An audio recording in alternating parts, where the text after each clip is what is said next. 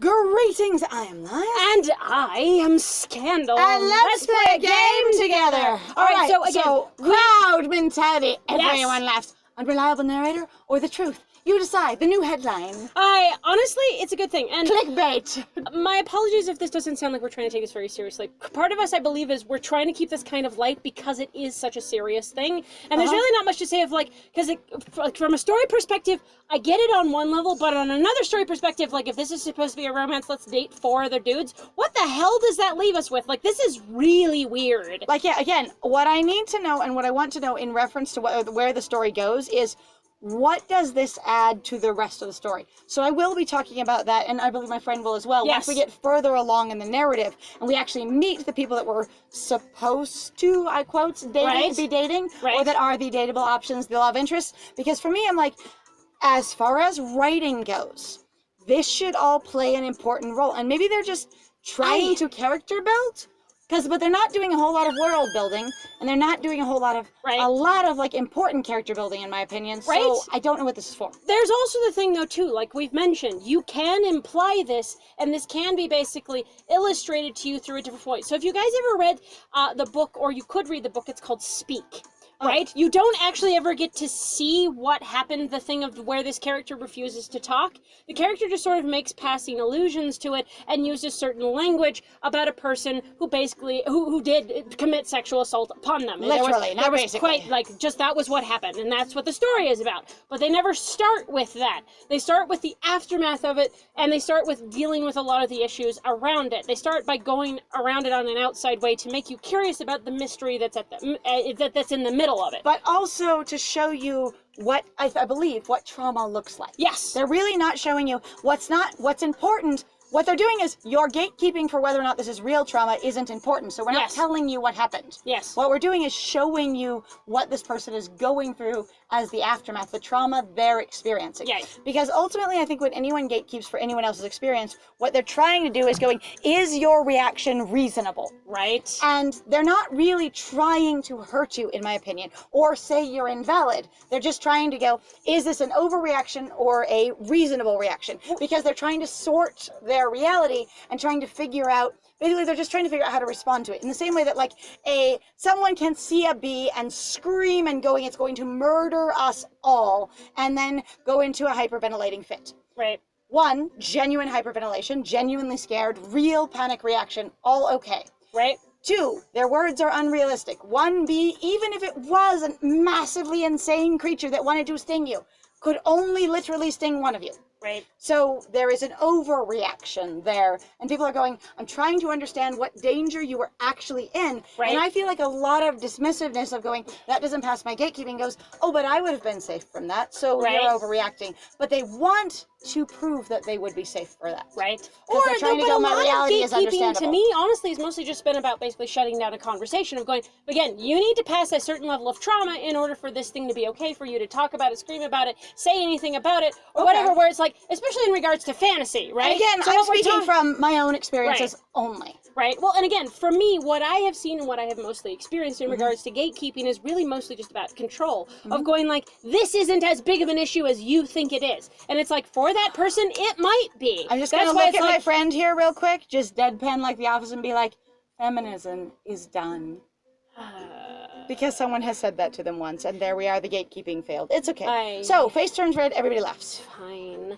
I see Kayla clenching her fist. Again, she is the Arthur meme. So this, she really kind of is, oh my god. But again, so this particular character, I think it's interesting. Again, you don't have to have a character where a person's friend is like, I am always utterly and completely supportive of you, or completely understand you. People are different, and I get that. Sometimes you have people who are friends, and where they are friends is in a very specific arena. People especially talk about that in reference to being friends with somebody like in school. You are usually friends with those people in school because guess what? You're around them all the time. It's actually why a lot of adults... Situational friendships, right? It's like the thing with adults where they go, they're all like, God, well, where are your friends? They're like, well, my friends are all from work now, or they're all from church, a religious background, or basically a working background. Because otherwise, where else do people run into each other all the time, right? Regularly, and share the same interests, exactly. Right. All right, so Kayla's clenching her fence. Hi, the bell. There's that giant tolling. Rings. Do, You know what this reminds me of? Huh? This bell tone. kind of reminds me of my grandma's grandfather clock.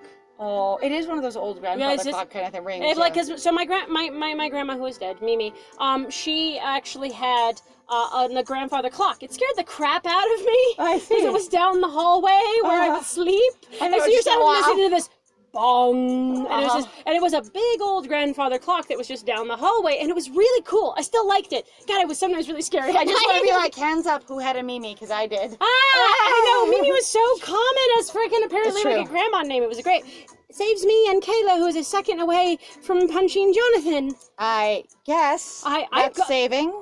No also, saving. He still has his arm around you. Yeah. How does the bell save you from that? No kidding. He's still touching you. We're about to leave, but Jonathan grabs my arm. So he still has his arm around me, and he's also going to grab my arm. So he's got his arm around me, draped over me. The school sluts, I love you. And you're trying to pull away. And you try to pull away, and he reaches around and grabs your other arm.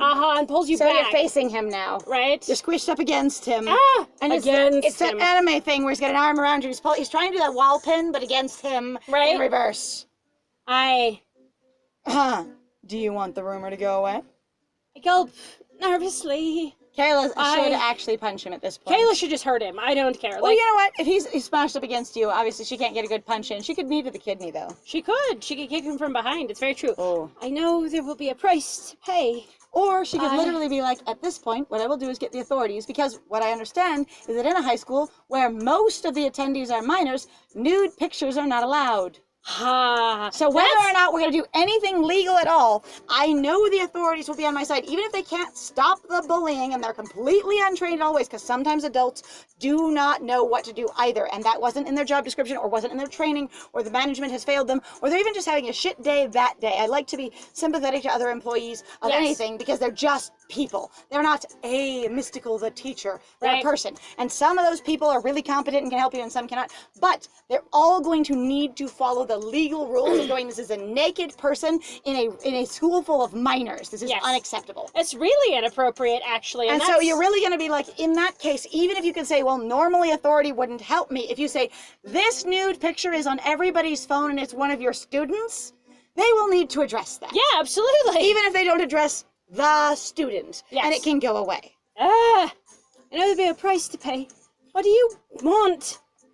Except the fact that you're my girlfriend. No, Jonathan!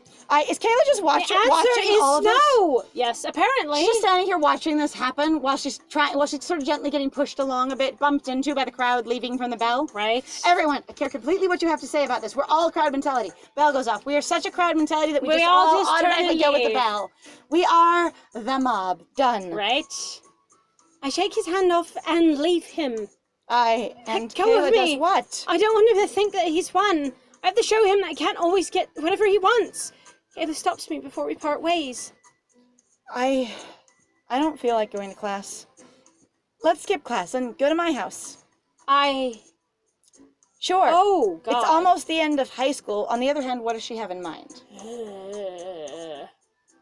I mean, I would say for a mental health day, unless you are comfortable going to the authorities about this one rumor, two experience of being plastered everywhere. The thing, though, that bugs me, so I've heard about this before, and some kids have definitely complained about it, is going, like, sometimes when kids will basically pull a mental health day, is also, like, a thing of where it seems like a lot of the adults around them do not understand. They're trying to protect themselves from shit that's going on at school. I know, based off of some of the kids that I've run into, and I've run into a couple of them now, that actually are really, like, more comfortable with basically calling off when they're not feeling well, because they're either depressed or really unhappy or crap's been going on, which is really cool. I would love to be able to empower people to do that more often, because I'm like, fuck this. People get upset, they have bad days, they should be allowed to take time to themselves. They also, though, need to get more resources in order to basically, I think, have that not happen again. There's actually a really excellent TEDx talk about mental health days in school. Yeah. And I think it's like teenage mental health or something like that.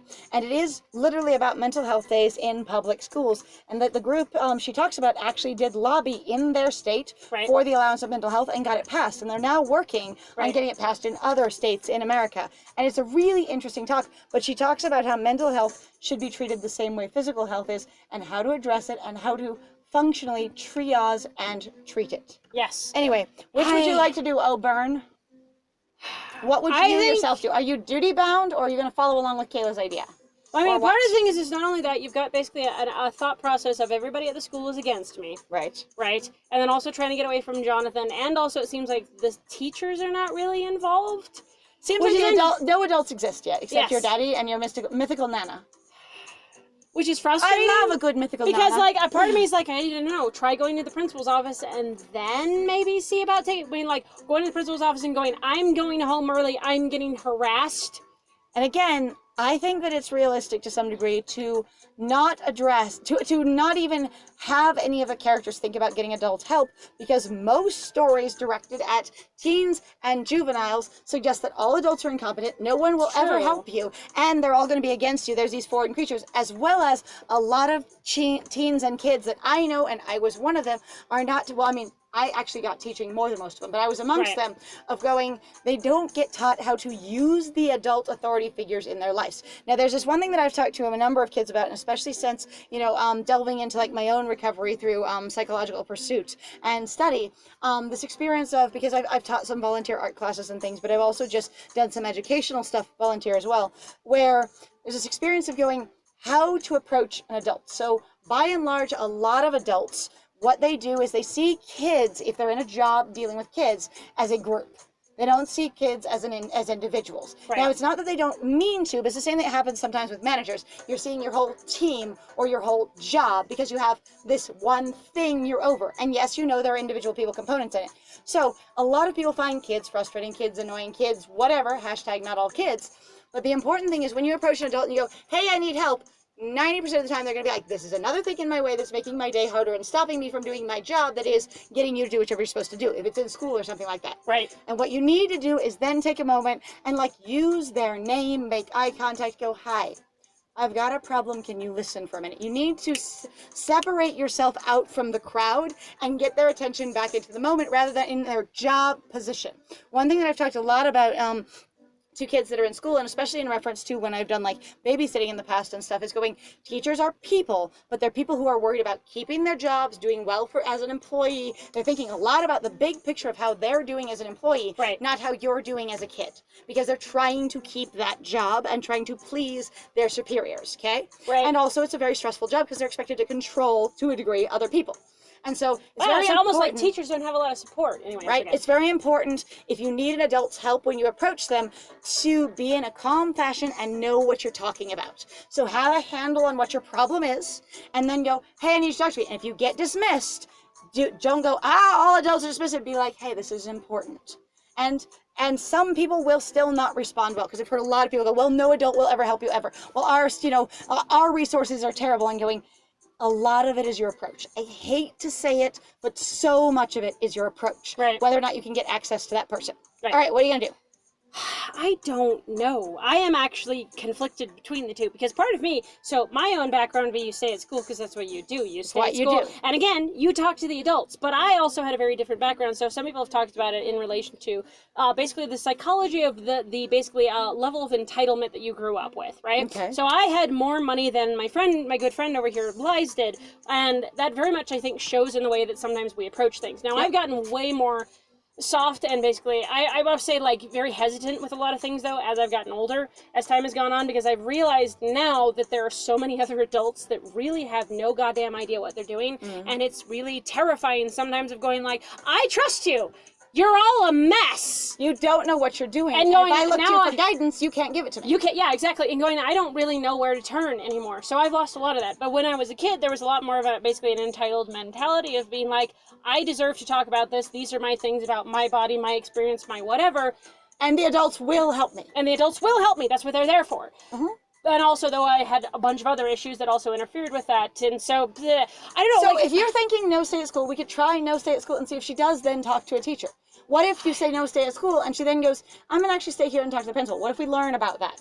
We could try it. I'm also, like, I can't tell, because where, again, that thing of going, all right, so you're balancing somebody who is very much a people pleaser, but also going like, I'm here for my daddy, but also everyone here is also going to hurt me or is hurting me by making fun of me, interacting with me, shaming on me. Also, my abuser is here. Would she think that going home is proof of guilt? Because that's what might be why she would choose to stay. That's a good point. Because if I leave, it will look as though I'm basically going, that's true, you've got me. aha, you're correct. And everyone going, ooh, I heard she went home because she was so embarrassed about what she did. Right? Or that everyone found out. Good? Yeah, all right, let's stay at school. Fine. Let's stay at school. No, Kayla, I think I'm going to stay at school. I don't want to make things even worse. Which I still think is really terrible. Again, I get that of going like, your abuser is here. Yes. You cannot get away from your abuser in this case. Nope. And this is where I'm saying, like, it's hard going like, do you just then go to the adults? And for me, as an adult, sometimes recognizing going, there are a ton of adults who are complete fucking disasters and do not know what the hell they're doing. And they don't know the answer. And a lot of times as an adult, when I've had questions, I haven't known who to ask. Because if I look to other people that I think of as competent, capable adults, it's really disappointing that none of them know the answer. Neither of us are really frustrated about something that happened earlier today. It's fine. We're all right. fine. Are you sure? Yeah. But we can go to your place after school. Not a bad idea at all. I'll make sure you get a proper dinner. I frown. Why, what? What? Kayla has 0 talent for cooking. I'll order takeout. I'm really good. Oh, but I cook really well with a phone book. I love that one. The phone book makes a great recipe book. Which is... There we go! Yes! Pepperoni pizza and caramel chocolate ice cream. That's I might not know how to cook, but I know how to order and shop. That's adorable. I laugh agreeing with Kayla's suggestion. Okay, just I'm recently, really stressed out. I had someone tell me a really charming little joke. Oh, look! It's the dude's bedroom. That we broke into his house in My Mystic Dragons. Are we sure? Yes, this is the house. Okay. This is totally the house. Hey, we're reusing backgrounds. Woo! We are. This is that background. This was his, of the guy who did the quote. The plagiarism that, you know, See, my brain was going, that's not Mr. Fox's house. No, it was his house. No, You're no. right. Yeah, You're it was right. a little, it's not Mr. Fox's house. Like I said, you're correct. Yeah. I'll say the tall speakers are super oh fun. my God. Also, though, hang on. Isn't this the Yowie Beast Boys one, too? No, it wasn't in there. I'm confident it wasn't. Okay. I say I do not believe this was Ian's room? Ian's or house? the living room. Yeah, I don't think so. I could be going insane. We could go back and check. We might have if you want to investigate the other ones and help us find all the reused backgrounds, you're welcome to do so. You know what? Possibly a lot of them just live in cookie cutter homes in similar cities. Oh God! Yowie Beast Boys takes place in the same place as My Mystic Dragons. Oh my God! And freaking now Freshman Fantasies. All of them are in the same world. It's a whole new world. world. Can you imagine there are dragons and people turning into kimono mimis and also oh my God, this is so bad. That'd be amazing. Anyway, hey Mom, you know what? There's some people outside and they're really getting into their animal role play. Oh, wow. Okay, so what I was going to say is I heard this really funny... dystopian animal role play. I ran into this really funny joke recently where somebody's like, I just ordered like 8 2-liter bottles of soda from like Pizza Hut, right? And they're like, and I just got an update going, your order is in the oven. I sure hope not. If you do, I will. Who wants baked soda? Yay! Yay! Okay, hot bubbling soda is my favorite. I don't understand what that has to do with this, but that's okay. It's just because you're ordering pizza. Oh, okay. I was just talking about dystopian animal roleplay. Dystopian animal roleplay and baking soda. Polyamorous triad that's completely lost their shit. Clearly they love baked soda. I love baked soda. Right. Kayla and I go to her house, and her mother welcomes us. Kayla has a much more modern aesthetic than I do. Oh, we tell her everything, and she becomes more and more upset. You talk to an adult! Yay! Points! Woo! Yes, she asks us anything she can do to help. No! No! I politely decline her offer. Because I want to be independent and solve my problems on my own. Sometimes, though, I understand this mentality. I get it. Where you go, like, I know sometimes people go younger, you just don't get it. I'm like, you will never be able to help me. And it's like, yes, I cannot immediately stop the thing that is going on, but I can, 1, be here for you. 2, so that makes me your support network. I can go out there and go talk to the other adults. I can go talk to Jonathan's parents. I may have but more that's adult embarrassing. language. You shouldn't do that. And I'm like, yes, you should. Your parents are on your side, or whoever this adult is, your guardian, your friends, like whatever it might end up being. Those are resources. Sometimes I understand, like I'm not endorsing parents going and beating up the kids, okay? We're not talking about bullying. Or threatening other parents or anything It's just going like, look, your child has been literally photoshopping or at least just sending nudes around of a minor. Nope, she's 18. That's not a minor anymore. Not anymore, but still, it's like in a high school. She was an 18 at the beginning of the game. Yeah, I know, but it's still weird. I know. It's very convenient, isn't it? Isn't it? That she started at the beginning of the year being a freaking... Except that I don't even know when the school year I don't know starts. how far we are into the year at all. That's kind of weird. I'm Anyway. also like, again, who are we dating in this game? It's Kayla dating game. This is Date Kayla. Yay! Yay! Date Kayla game. Like, I really do kind of want to support that and just be like, it's okay. I understand also being afraid and also going like, but everyone's going to lash out going, oh, you did this thing and you asked for the help of the adults. That's also what they're there for. They're supposed to be you guys with more experience. You know what adults are supposed to be? Kids with more experience. Now, again, I understand where I have said that it has been confusing to me as an adult, realizing just how, like, confused and lost other adults are. But in that way, if everyone could own up to the fact that we don't know what the fuck we're doing, maybe we could figure out what the hell we need to do and then do it. If you at least own up that you don't know, guess what? You know then where to start from. It's true. Anyway, so well, thank you very much, offer. then, guys, for joining us. If you like what we do, please feel free to like, comment, and subscribe. And also, please feel free to go check us out on our Patreon or our Ko-Fi if you want to support us or just want to sponsor a game for us. We would really very much appreciate it. And I have been Scandal. And if you want to share any of our videos to anybody, whether it's as a jumping off point for either like a discussion, or you liked one of the points we made, or or you just think somebody else would enjoy our series and you'd like to point them our direction, we would greatly appreciate that. And I have been Liz, and it was great playing with you. Bye!